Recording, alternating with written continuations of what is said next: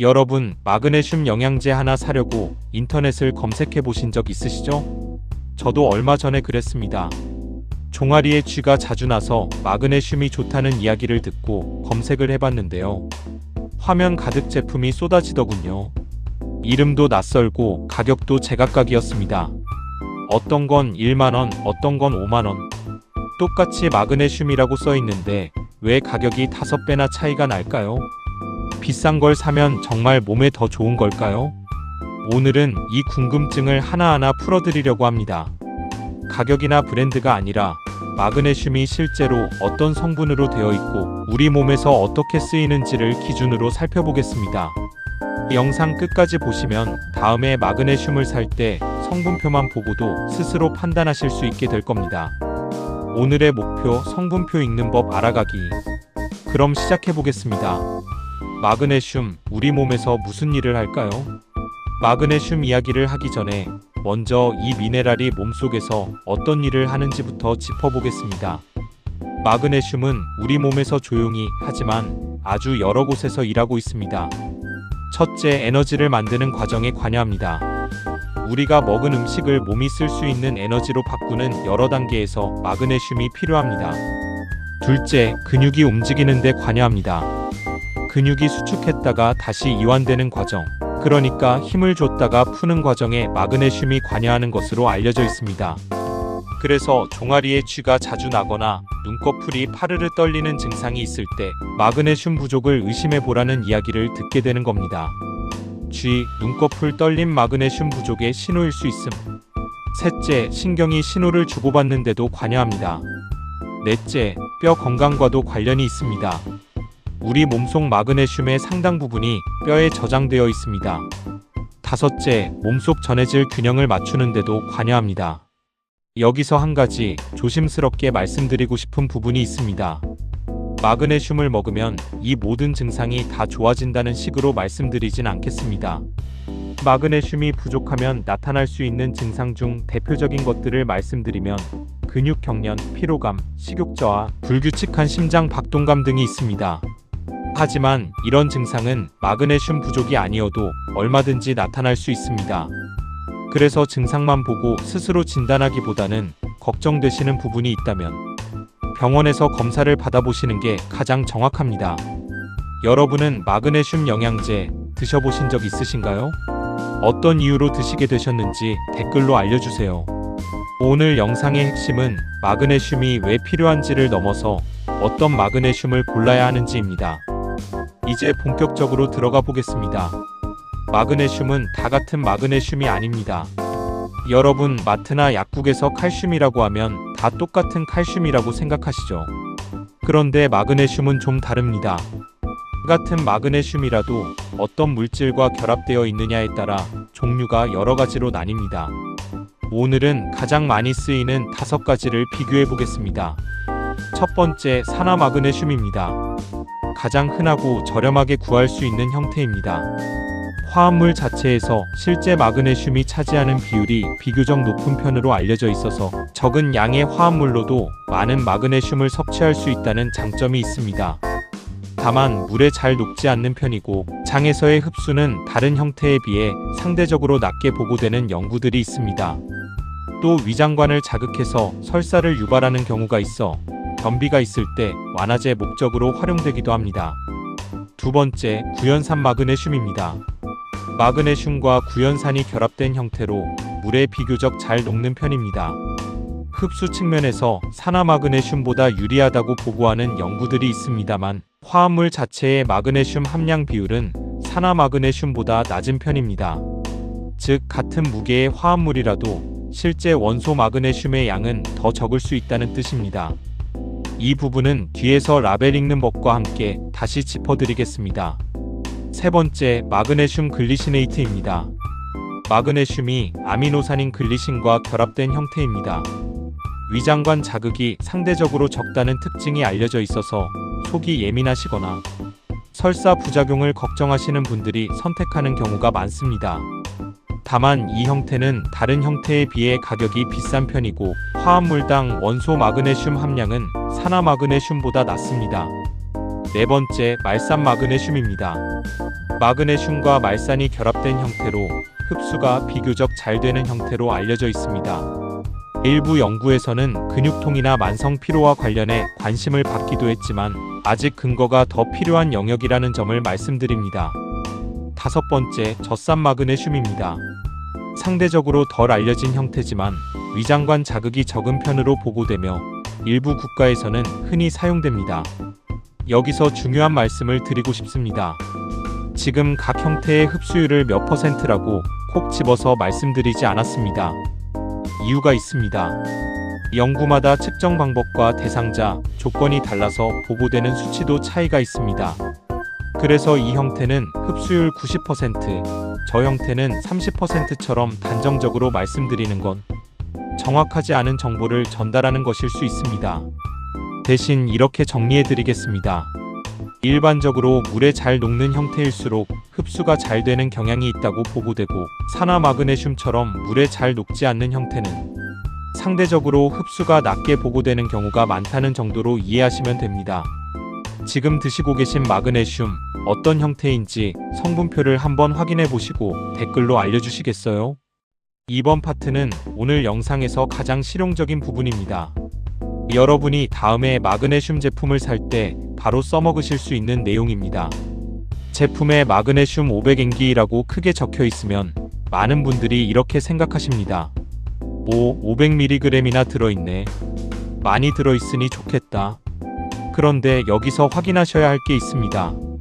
그 500mg이 화합물 전체의 무게인지 아니면 그 안에 들어있는 순수한 마그네슘, 즉 원소 마그네슘의 양인지입니다.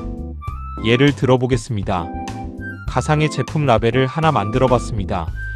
이 라벨을 보면 산화 마그네슘 830mg이라고 먼저 적혀 있고 괄호 안에 원소 마그네슘 500mg 함유라고 되어 있습니다.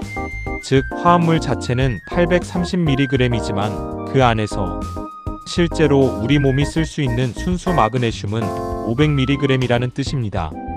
그런데 어떤 제품은 이렇게 친절하게 괄호로 표시하지 않고 그냥 마그네슘 500mg이라고만 써놓는 경우도 있습니다. 이럴 때는 그게 화합물 전체 무게인지 원소 마그네슘 양인지 헷갈릴 수 있습니다. 그래서 제품을 고르실 때는 반드시 원소 마그네슘 또는 영어로 엘러멘털 매그니지엄이라는 표현이 있는지 확인하시는 게 좋습니다. 만약 이 표시가 없다면 제조사에 문의하시거나 성분표에 적힌 화합물 이름을 검색해서 확인해 보시는 방법도 있습니다. 한 가지 더 구분해서 봐야 할 게 있습니다. 바로 일회 섭취량과 일일 섭취량입니다. 어떤 제품은 일정에 원소 마그네슘 100mg이 들어있지만 하루 3정을 먹어야 하고 어떤 제품은 일정에 500mg이 들어있어서 하루 일정만 먹으면 됩니다. 이 두 제품을 가격만 놓고 비교하면 안 되는 이유가 여기 있습니다. 가격표만 보지 마시고 반드시 한 병에 며칠 분량이 들어있는지, 하루에 원소 마그네슘을 얼마나 섭취하게 되는지를 계산해 보시고 비교하시는 게 정확합니다. 비싼 마그네슘이 정말 좋은 걸까요? 이제 오늘 영상의 핵심 질문으로 들어가 보겠습니다. 5만원짜리 마그네슘이 1만원짜리보다 정말 5배 좋은 걸까요? 결론부터 말씀드리면 가격만으로는 알 수 없습니다. 가격 차이가 나는 이유는 다양합니다. 첫째, 마그네슘의 형태입니다. 앞서 말씀드린 것처럼 글리시네이트나 말산 마그네슘 같은 형태는 원료 자체의 가격이 산화 마그네슘보다 비싼 편입니다. 둘째, 원소 마그네슘의 함량입니다. 똑같이 고급 마그네슘이라고 광고해도 실제 일정당 원소 마그네슘 함량이 적으면 하루 필요한 양을 채우기 위해 더 많이, 더 자주 먹어야 할 수도 있습니다. 셋째, 불필요한 첨가 성분입니다. 일부 제품은 여러 원료를 섞어서 복합 성분이라며 가격을 높이기도 합니다. 이런 첨가 성분이 시니어 분들께 꼭 필요한 것인지 아니면 마케팅을 위한 것인지는 따져보실 필요가 있습니다. 넷째, 제조와 품질 관리 관련 비용입니다. 이 부분은 소비자가 직접 확인하기 어려운 영역이기도 합니다. 여기서 중요한 말씀을 드립니다. 저희가 오늘 특정 브랜드나 제품을 콕 집어서 이게 나쁘다, 이게 좋다라고 말씀드리지는 않겠습니다. 대신 여러분이 스스로 확인하실 수 있는 기준을 알려드리겠습니다. 마그네슘 형태, 원소 마그네슘 함량, 일일 섭취량, 복용 목적, 불필요한 첨가 성분, 가격 대비 실제 섭취량. 이 6가지를 기준으로 비교해 보시면 가격이 왜 다른지, 그 차이가 나에게 필요한 차이인지 아닌지를 판단하실 수 있습니다.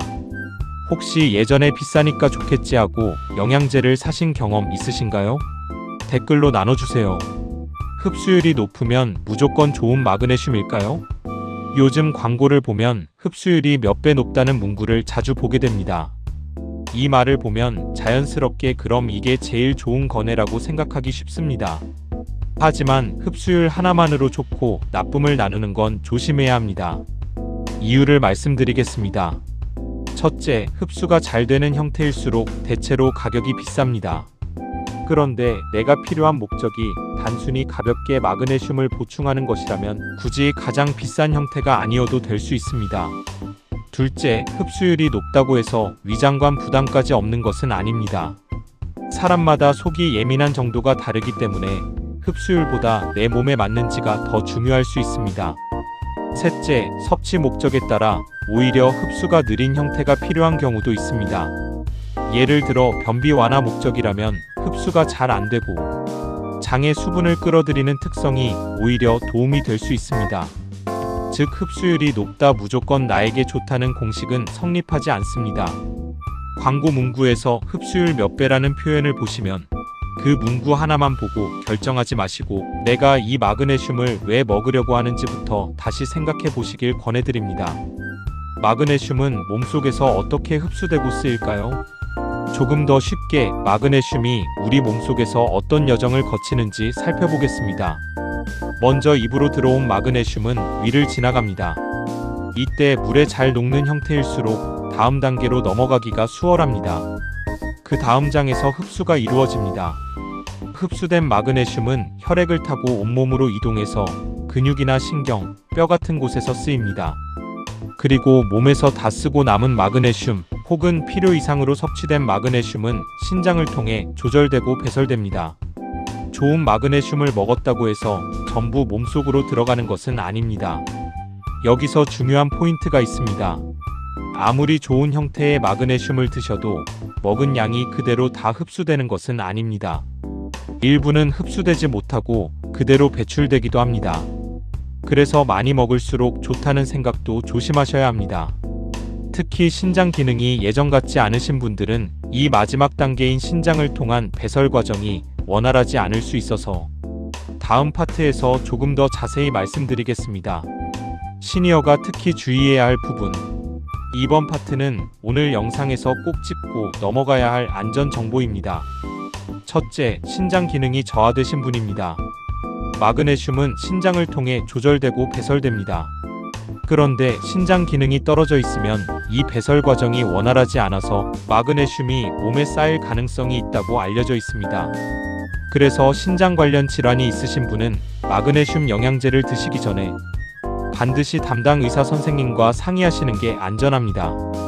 둘째, 여러 약을 동시에 복용하시는 분입니다.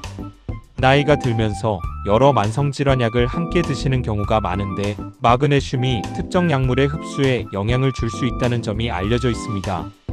특히 일부 항생제, 갑상선 호르몬제 등은 마그네슘과 함께 복용할 경우 흡수가 방해받을 수 있어서 복용 시간에 간격을 두는 것이 권장되는 경우가 있습니다. 다만 여기서 분명히 말씀드리고 싶은 게 있습니다. 저희가 몇 시간 간격을 두고 드세요라고 구체적인 시간을 임의로 말씀드리지는 않겠습니다. 이 부분은 복용하시는 약의 종류와 개인의 건강 상태에 따라 다르기 때문에 반드시 처방해 주신 의사 선생님이나 약사 선생님께 직접 여쭤보시는 게 가장 정확하고 안전합니다. 셋째, 설사나 위장관 문제가 있으신 분입니다. 마그네슘 형태에 따라 위장관을 자극할 수 있다는 점 앞서 말씀드렸습니다. 기존에 장이 예민하신 분들은 처음 드실 때 소량부터 시작하시고 몸의 반응을 살펴보시는 게 좋습니다. 넷째, 마그네슘을 과량으로 섭취하는 경우입니다. 몸에 좋다니까 많이 먹으면 더 좋겠지라는 생각은 위험할 수 있습니다. 과량 섭취 시 설사, 메스꺼움 같은 증상부터 시작해서 심한 경우 더 더 큰 문제로 이어질 수 있다고 알려져 있습니다. 자막 상한 섭취량을 넘지 않도록 주의 제품 라벨의 섭취 안내를 따르세요. 정리하자면 마그네슘도 다른 모든 영양제와 마찬가지로 내 몸 상태를 먼저 고려하셔야 합니다. 특히 신장 기능, 복용 중인 약, 위장관 상태.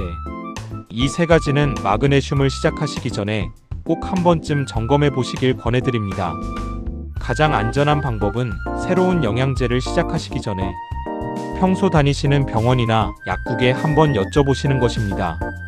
음식으로 먹는 마그네슘과 영양제, 무엇이 다를까요? 마지막으로 영양제 이야기만 하고 끝내기 전에 음식 이야기도 짚어드리겠습니다. 마그네슘이 풍부하다고 알려진 대표적인 식품들이 있습니다. 아몬드나 땅콩 같은 견과류, 검은콩이나 렌틸콩 같은 콩류, 현미나 귀리 같은 통곡물, 시금치 같은 녹색잎 채소, 그리고 호박씨, 해바라기씨 같은 씨앗류가 대표적입니다. 그렇다면 영양제 대신 이런 음식만 먹으면 되는 걸까요? 이 질문에도 균형 있게 답을 드리고 싶습니다. 평소 식사를 골고루 잘 챙겨 드시는 분이라면 음식을 통해서도 충분히 마그네슘을 섭취하실 수 있습니다. 다만 치아가 불편하셔서 견과류나 통곡물을 씹기 어려우시거나 소화 기능이 예전 같지 않아서 식사량 자체가 줄어드신 분들은 음식만으로 충분히 채우기 어려울 수 있습니다. 이럴 때 영양제가 보완적인 역할을 할 수 있습니다. 반대로 영양제가 음식보다 무조건 더 좋다는 것도 정확한 말은 아닙니다. 음식은 마그네슘 외에도 다양한 영양소와 식이섬유를 함께 제공한다는 장점이 있습니다. 그래서 결론은 둘 중 하나를 선택하는 문제가 아니라 내 식사 상태를 먼저 돌아보시고 부족한 부분을 영양제로 보완하는 방식으로 접근하시는 게 균형 잡힌 방법입니다. 평소 마그네슘이 풍부한 음식 잘 챙겨 드시는 편이신가요? 어떤 음식을 즐겨 드시는지 댓글로 알려주세요. 오늘 마그네슘에 대해 꽤 많은 이야기를 나눠봤습니다. 산화 마그네슘, 구연산 마그네슘, 글리시네이트, 말산 마그네슘까지 이름은 낯설었지만 각각의 특징을 조금은 이해하셨기를 바랍니다. 오늘 영상에서 가장 기억해 주셨으면 하는 한 문장이 있습니다. 좋은 영양제는 가장 비싼 영양제가 아니라 내 몸과 목적에 맞는 영양제입니다. 다음에 마그네슘 제품을 보실 때는 가격표를 먼저 보지 마시고 성분표를 먼저 펼쳐보세요. 원소 마그네슘 함량이 얼마인지, 일일 섭취량은 몇 정인지, 어떤 형태의 마그네슘인지를 확인해 보시면 그 제품이 나에게 맞는 제품인지 스스로 판단하실 수 있게 됩니다. 그리고 무엇보다 새로운 영양제를 시작하시기 전에는 평소 다니시는 병원이나 약국에 한번 여쭤보시는 것 잊지 마시길 바랍니다. 오늘 영상이 도움이 되셨다면 구독과 좋아요 부탁드립니다. 다음 영상에서 또 유용한 건강 정보로 찾아뵙겠습니다. 건강 챙기시고 다음에 뵙겠습니다.